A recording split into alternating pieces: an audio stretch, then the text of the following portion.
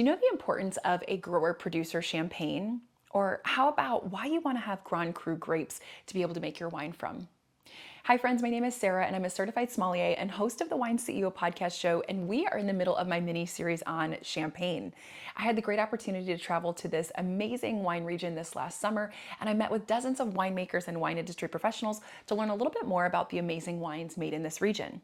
One of the individuals I sat down with was Ferdinand from Franck Bonville Winery, a small grower-producer champagne house that's making incredible Blanc to Blanc champagnes from Grand Cru vineyards.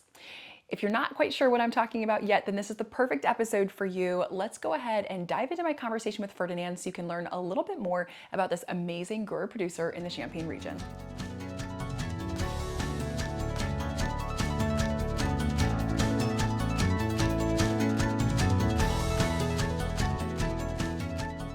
Hi, Wine CEO podcast followers. I'm so excited. Today I am in the town of Avize.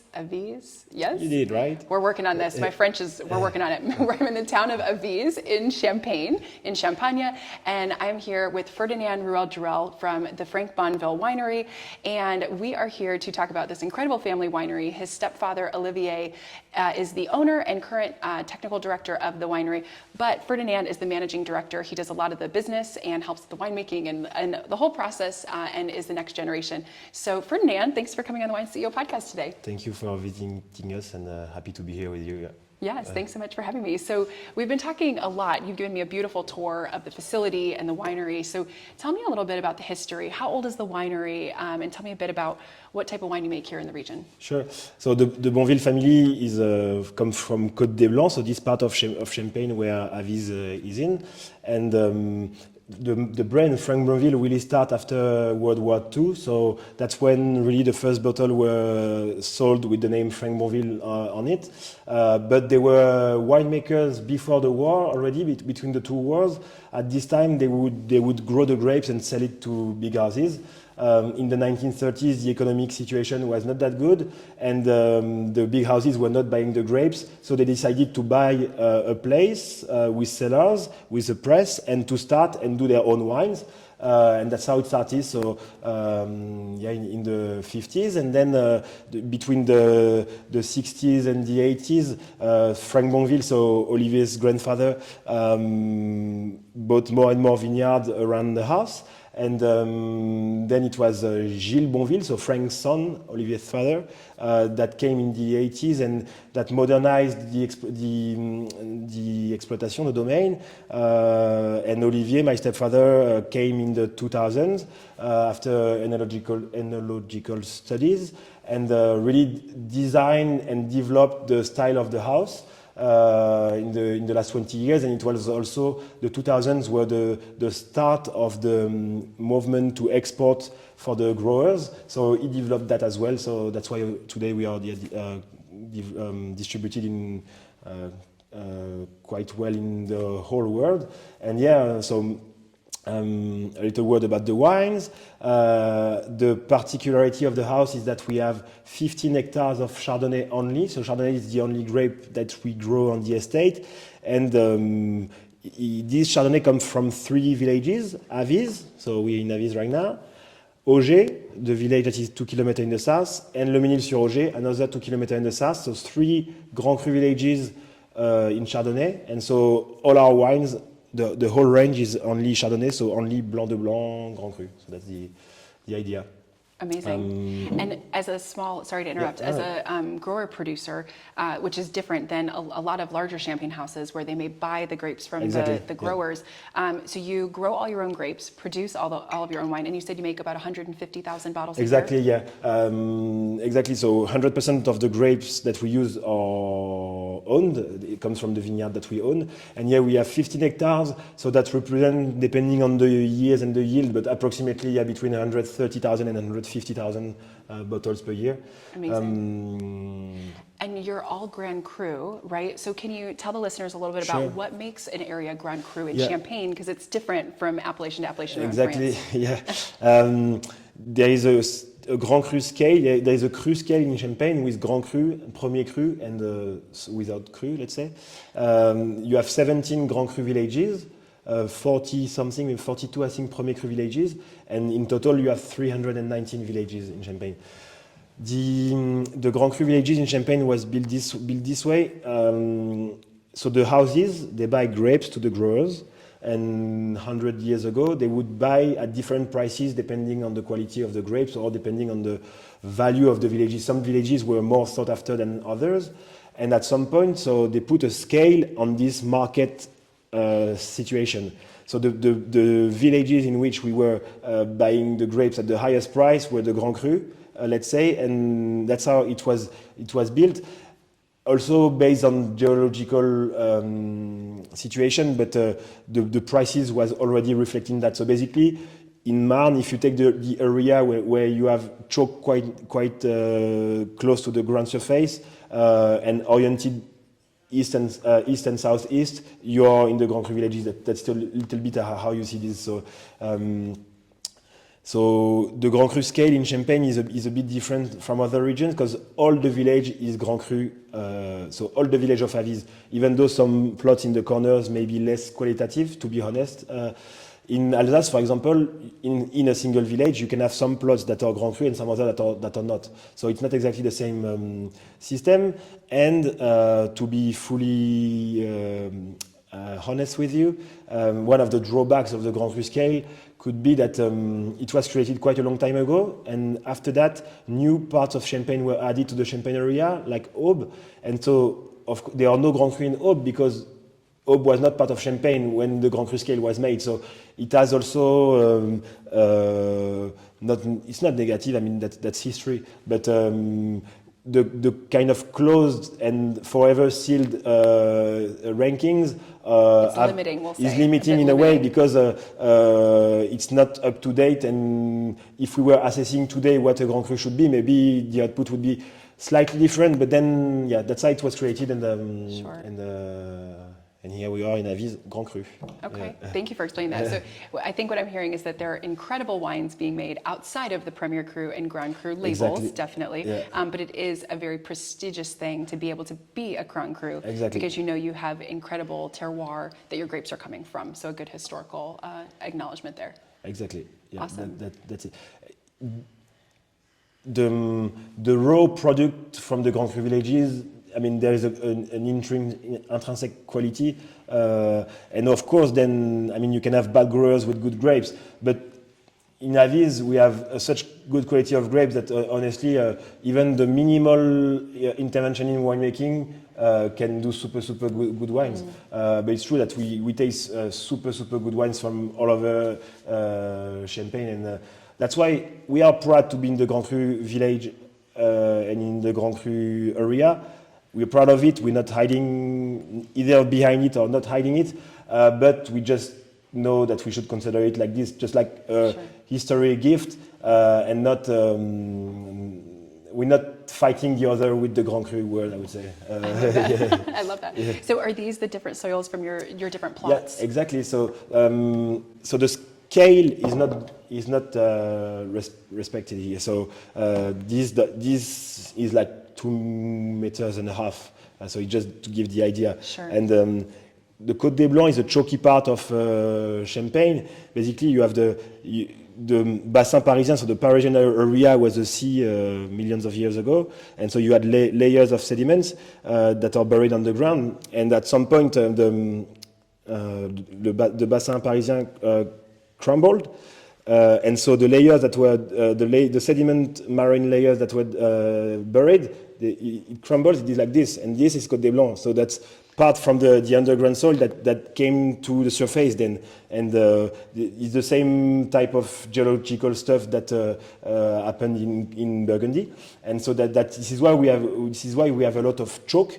Then depending on the villages and on the situation of the plot in the villages, you will have the chalk closer or deeper. So in Le Mesnil-sur-Oger, in the south, it's really close to the ground surface, 20-30 centimeters. Even the path in the vineyard where you go with your truck are already white.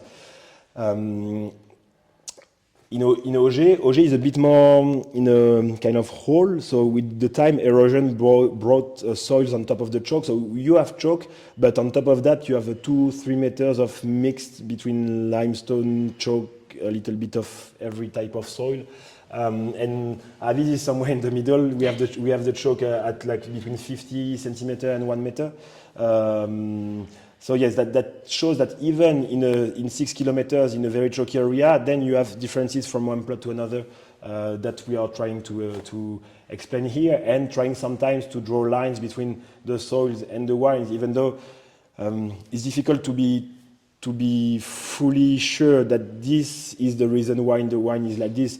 There's so many things happening in the winemaking, in the vineyard, in the choice of plants you grow, the way you grow it, the date of harvest, everything. So we are quite humble with that. Sometimes we're trying to say, okay, we have these plots with this type of soil that gives this type of wine. Maybe this links. That's the idea. But it definitely, I'm sure, plays a part in the whole process, does, right? In the whole flavor. And it's very cool to be able to see it. So do you do single plot wines from these regions, or are you blending mostly? We blending mostly because Champagne is known for the blends, and to be honest, that's also where you make a living on the blends, because the importers and the people, they need wines to pour by the glass. They need more than 50% of our volume are blends. Then we have vintages that are also blend between several plots, but from a single harvest. And then we have four cuvées that are, I would say, geographically precise. We have an actual single plot cuvée. It's called Les Bellevoies, so that's the name of a plot in Auger. So that's a single, that's a single parcel that is big enough to fill our 8,000 kilogram press, because that's the challenge. To make a single plot cuvée, you have to fill the press with this single plot. And in Champagne, now it's like the 4th or 5th generation. So sometimes with the generation, the plots were split. So we have a lot of super small plots. So that's the problem. And then these 3 cuvées, so from the 3 different villages with the 3 different soils, it's not technically speaking single plots, because we choose in each village 3 plots. So always the same 3 plots that we blend, because we think that these 3 plots represent the village. So in Avis, we took 1 plot in the north, 1 in the south, and 1 in the middle, to say, okay, we're not talking about 1 plot. We are trying to explain what in our mind Avis tastes like. So that's I would call it single cru or single village more than single plot. Okay, I love it. Thank you. Thank you for explaining that. Sure. That's great. Ferdinand, let's walk through some of these wines, because you have, for only Chardonnay, right? Obviously, you still have incredible depth of flavor that comes from aging and the different processing. So walk me through a couple of these wines. Sure. So we have blends and vintages, and single plot vintages. So that's what we'll go through with these 4 wines today. So everything is Grand Cru, everything is Chardonnay, so only Blanc de Blanc. And we'll start with this cuvée, it's called Brut cuvée, so that's the classic blend cuvée. So it's a young blend, it's a base 2020 with reserve wine, so there's 70% of 2020 wines. 2020 was a quite warm year, and so that gives quite a lot of generosity already in the wines. So this one is a bit special, because we have more 2020 and we filled with 21 wines. It's a cuvée that we like to be on the fruity, fresh side of the Chardonnay. So quite an easy to drink Chardonnay, which is not for me is not a negative point. I like when people say my wine is easy to drink and they enjoy the second glass just after the first one, because that's what we want. Sometimes we try not to overthink all the wines. Sometimes just having precise, fresh, and enjoyable Chardonnay is fine for us. Yeah. And so you keep on the end of the Mars the characteristic of the Côte des Blancs, so with the saltiness, the kind of fresh and salty ends that gives length to the wines. So that's really our bestseller in terms of volumes, and also most of the people that will drink from Bonville, they will find this bottle first. So that's really we try really to make it at our style and image. So I would define the style like this. So keeping the freshness, and with the reserve wine, with the malolactic, with a little bit of dosage. I think we put 5 grams on this one, 4 grams, to bring a small generosity. So keeping the fresh structure, but building a small generosity on top of it. We're not obsessed by the freshness. Our goal is not to break your mouth with acidity or freshness. So we try to keep this balance between freshness, acidity, saltiness, and small generosity, the very first hint of evolution that comes from the Chardonnay on lees. So that's the idea of this cuvée. I can definitely sense that. And you mentioned as we were walking through the winery that you favor stainless steel, and you do use some old oak, but you can definitely tell that in the wine. I mean, it's very refreshing, very approachable. It doesn't maybe have that same kind of oaky characteristic that you might get from some other champagnes, but that makes it really fresh and approachable. I mean, this is like, for me, living in Florida, this would be a perfect summertime wine when it's hot out and I want something just refreshing and crisp. It's delicious, but it's not too crisp and acidic, right? You're right, it's very balanced, it's delicious. That's the wine, the type of wine that we enjoy. You're right, we're mostly working with stainless steel to keep the energy of the Chardonnay. So yes, stainless steel represents more than 90% of our volumes, and we still use a little part of oak to make the liqueur de dosage, to make our single plot vineyard. So we also have a bit more generous in the oxidative and oaky part wines, but this wine is not really meant to be too far in that range. Do you tend to lean a little bit more towards brut style? It seems like, at least for this is definitely a drier style. Really depends on the wines and on the year and the blends. There's a trend in Europe now. I don't know how it is in Florida, but people are really asking for extra brut a lot. Extra brut is really popular. It's true that most of our wines are good as extra brut. So as we try to balance, as we do the malolactic, the wine itself is already generous enough. You don't have to add that much. But still, we process this way. With the same, we take 10 bottles, we do 10 different dosage. So between 0 and 10, we put in the cellar for 3 months, we wait, and then we drink everything blind. And we say which one, we're not trying to give the ranking and say this one is more sweet than this one. We're just trying to say, okay, which one seems the most enjoyable and well balanced for us.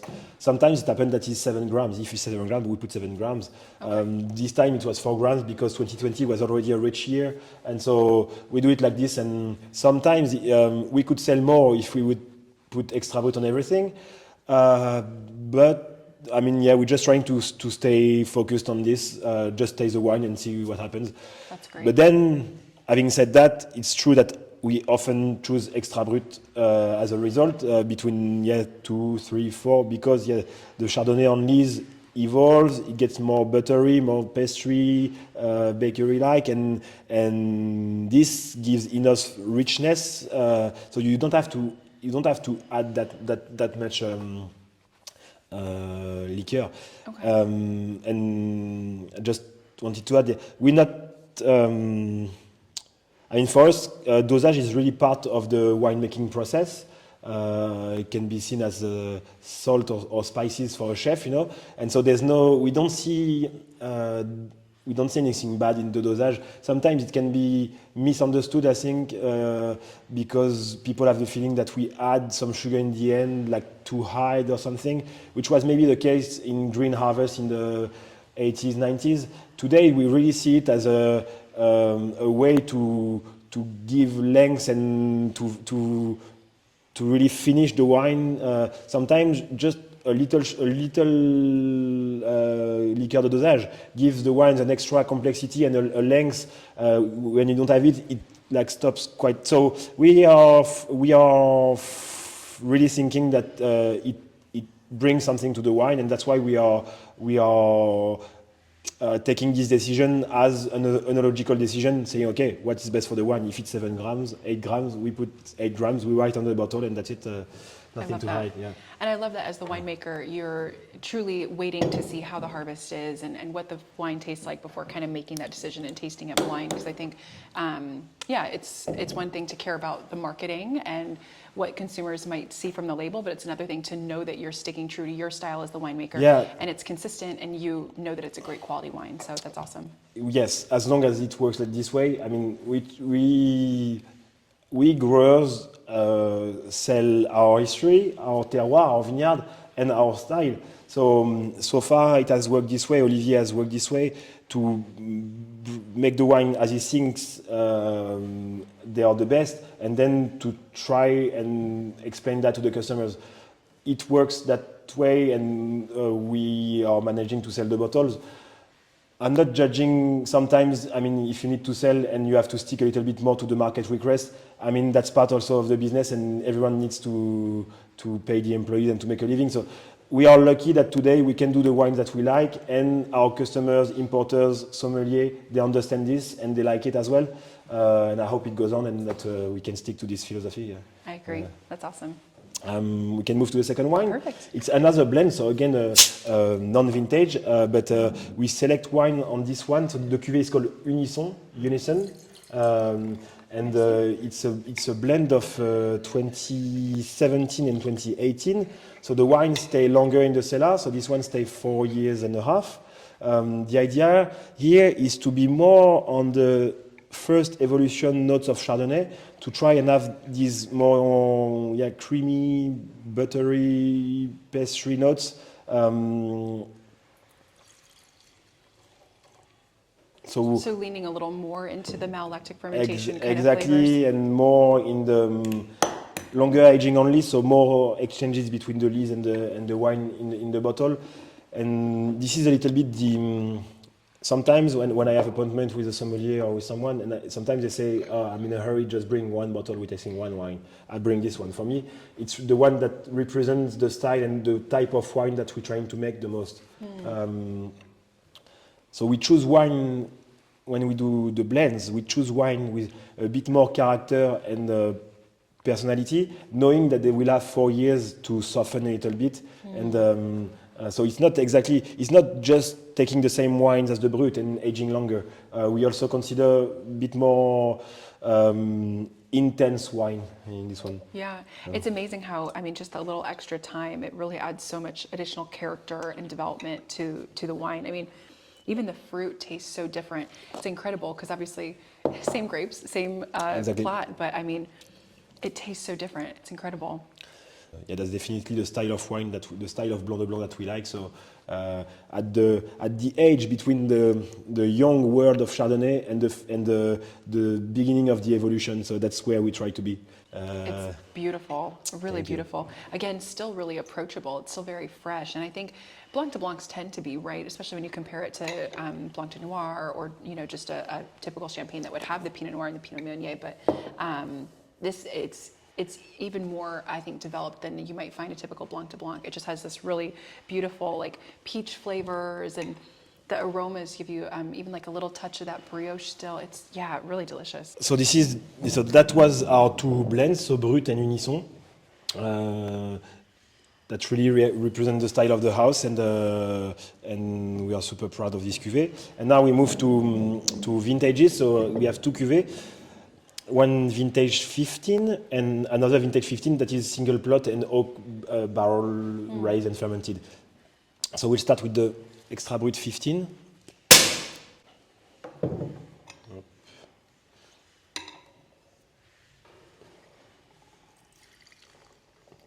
So 15 was bottled in 16, so, and this gorge this year in 22.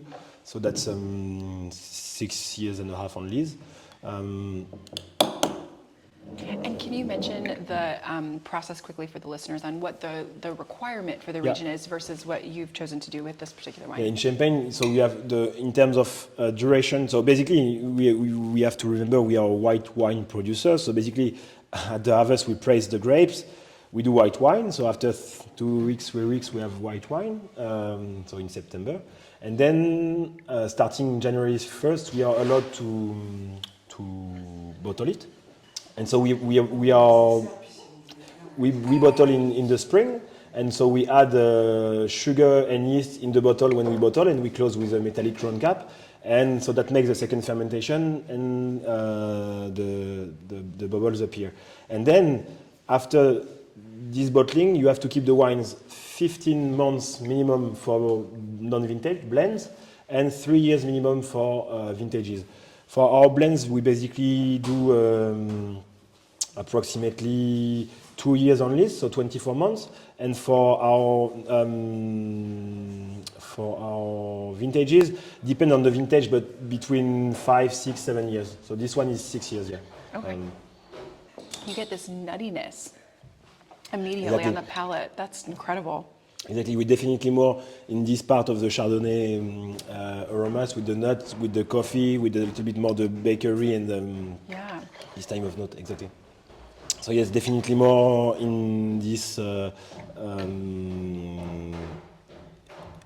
slightly evoluted notes, and 15 was a normal warm year, not that warm. So we keep quite a lot of freshness and a little bit of bitterness in the end. That you have saltiness, but you also have a kind of bitterness of herbaceous notes, quite elegant that we like on the 15. And that's really characteristic from the 15 vintage. So. No, delicious. I mean, I definitely agree with the vegetable notes, but you still get a little bit of that salinity, that minerality still comes through. It's nice and acidic, and the toasted nut flavors. I mean, that's just really so delicious. Yeah, incredible. And this one is 100% Avis. The blend that we tasted before were blends of years, but also blends from plots coming from Avis and Auger. So this one is 100% Avis. It's not a requirement, but it's just that the vats that we selected that were for us representing the year the most were from Avis, so we chose it that way. And then we can still stay on the same vintage, also vintage 15, but it's single plot, so all the grapes come from this plot that is on the top of Auger, so the village just 2 kilometers in the south. And when the rest of the range was stainless steel vinified, this one was vinified in the Burgundy size oak barrels. So now we have about 50 barrels, and the mean age of the barrel is 7-8 years. So every year we will take out maybe 2 or 3 barrels that we feel give less energy to the wine, and we will buy 2 or 3 new. So we have 2-3 new barrels out of 50. But then we blend all the wine together. So the wines coming from the new barrels will be a bit more oaky, vanilla style. Okay. But blending with the rest will be okay. We're not trying to do Californian Chardonnay style, you know. Yeah, a little lighter. Yeah. That's good. I mean, you have some good ones. Yeah. But it's definitely a style. It's a style and a preference, yeah. definitely. I've said on the show before that California Chardonnay has a time and a place, and there's times where I love it. Exactly. And then there's times where I love more of a crisp, more lighter style of Chardonnay as well. Exactly. So. That's why we were saying before, I think there's no truth in the wine. You have wines for special occasion, wines for others, and then you have taste, of course. But Sure. that's the choices we've made with the oak. So we try to use more used oak than new. oak. Yeah. Which is different around Champagne, right? So It there is. are some winemakers that use brand new fresh oak, and Yep. that's the flavor profile they're looking for. So I think that's one thing that is important to remember with Champagne. You can try so many different producers to find the style that you really like and what you're looking for. Definitely, and I mean, Champagne. We speak about Champagne as a unique and stuff, but there are so many different terroirs and winemakers and grapes. So Pinot Noir will not handle the oak the same way as the Chardonnay does. So you have also a lot of factors that's why there's no truth. I mean, you can use the oak in several ways. You have some super good producers that do super well with really oaky wines, and we love it as well. Just not the one we do. Sure, just different style. So les belles voix in Auger. delicious. I mean, the oak notes are more pronounced on this, but you still get that fresh acidity. Again, a little bit of the nuttiness too, but it's not as pronounced maybe as the first. Yeah, the end is more salty to me, and you feel the oak mainly in the middle of the mouth when you feel a little bit this extra generosity, and I definitely get the saltiness. I feel like this would be amazing with seafood. I mean, this is just, again, really it refreshing. is. So basically, all our Chardonnay and Blanc de Blanc and seafood is never a bad option. I think it's always super good. And this, I agree, and this is even concentrated and expressive enough to try, I think, more. Even we've had it with like white meat and kind of mushroom creamy sauce, you know. Sure. And so to get this cream, this generosity that you have, this nut, so it's expressive. It's still good at the aperitif, but it's expressive enough to try unusual pairing for champagne. I mean, we do it, but I know that most of the people don't dare sometimes to have champagne with meat or with chicken or stuff like this, and that goes super well. Sure. I know one of the things that is a constant debate in the wine world is aging wine, right? Yeah. And I think we spoke a little bit as we were walking through the cellar. A lot of wines around the world, a winery may sell the wine to the consumer, and then it's up to the consumer to age it if they want to. But really the philosophy in most of Champagne, and especially with your house, is you've aged the wine to where you feel it's the perfect age for release, right? So that it's ready to drink when you release it, right? Exactly. Basically, yeah, we keep the wines in the cellar only, and we start the disgorgement when we think the wine is ready. So the wines that we sell are enjoyable now. For the vintages, they can age a little bit more. I mean, it won't get bad. It may actually get even better waiting a few years. But we think that drinking the bottle now is not a mistake either. You know what I mean?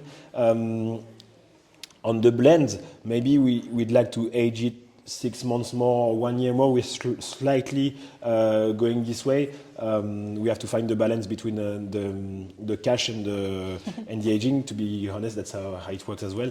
But yeah, it's true. The vintages we put on the market when we think that the wines are really ready to be drunk, and yeah, it can age a little bit more. You can keep it for a few years in the cellars, but Doesn't need it. Doesn't need, especially, you will get something different. You'll be somewhere else on the wave. You'll get another experience, but we don't think that it will be obviously better. It will be different for sure. It won't be worse, but it would be different. Yeah. Amazing. That's the idea. Awesome. Ferdinand, you're making some really incredible wines. Thank so you. these are truly outstanding. And yeah, I'm excited to see how the winery continues to grow. I know you've been here for 3 years, so I'm sure as you continue to be here, the wines will continue to get better and better. We're working hard with my stepfather Olivier to really pursue the idea of the style of wine that we want to do. And since I joined Olivier 4 years ago, Olivier's been focusing 100% of his time on the wines, and so I think we are following our path, and we are really looking forward to show our customers and to show you the wines that we have aging in the cellars. So in a few years, it will be great as well. I love that. Does Olivier feel like he's kept the flavor profile and tradition of his father and grandfather, or has he changed the style a little bit? Not really. I mean, it has slightly evolved, but I think that I wasn't there, obviously, but we are slightly getting back to this balance between freshness and generosity that has always been a little bit the type of wine that we were trying to do. The thing is then the weather and the climate are changing, so we're not making the same wines as we were doing before. So that's one also of the reason that we have to change a little bit our winemaking decision, because it's not the parameters are not the same anymore. In the 17s, 80s, they used to harvest in October with like 9% alcohol because the grapes and the vine couldn't give more. Now we harvest at the end of August, beginning of September with 11 point something degrees. So the profile of the wine are not the same, and so Olivier and I have to adapt also to this. But I mean, we're trying to keep an idea of the Bonville style that I tried to explain today. Amazing. Well, it's outstanding. So thank you so much. Thank Truly, you, this Sarah. has been amazing. Cheers. All right, friends, I hope you enjoyed my conversation with Ferdinand. I learned a ton from this amazing grower-producer champagne house, and I hope you enjoyed learning a little bit more as well. For more information, check out the show notes below so that you can get the link to the Franck Bonville Winery, as well as subscribe to my podcast channel if you haven't yet. If you learned something new today, I would love if you could drop a comment below and like and share this episode with a friend. The best way for others to learn about the Wine CEO podcast is by word of mouth. So if you could share it with someone who has not yet heard of my show, I would so greatly appreciate it. Until next week, friends, I hope you drink something new and delicious, and I will catch you in the next episode of the Wine CEO podcast.